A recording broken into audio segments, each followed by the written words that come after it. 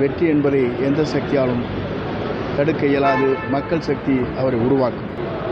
தமிழக வெற்றி கழகத்துடைய தலைவராக இருக்கிற வெற்றி தளபதி விஜய் அவர்கள்தான் வர வேண்டும் என்ற எண்ணங்கள் இருக்கிறது. அதன் அடிப்படையிலே தான் வேகமாக இந்த இயக்கம் தமிழகம் முழுவதும் இளைஞர் உள்ளங்களிலே நிறைந்திருக்கிறது. நாங்கள் நிகழ்ச்சிக்கு செல்கிற போது எங்கு பார்த்தாலும் மக்கள் வெள்ளம், இளைஞருடைய ஆர்ப்பரிப்பு நடைபெற்று கொண்டிருக்கிறதை கண்கூடாக காண முடிகிறது.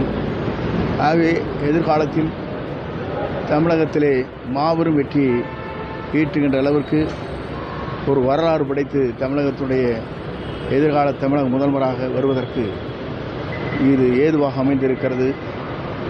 ஆகவே ஆளுகிற கட்சிகள் எதிர்க்கட்சிகளை காட்டிலும் ஒரு புதிய முகம் தேவை என்ற முறையில் இன்று மக்கள் ஒருமனதாக பெரும்பாலான மக்கள் அதை ஏற்றுக்கொண்டிருக்கிறார்கள்.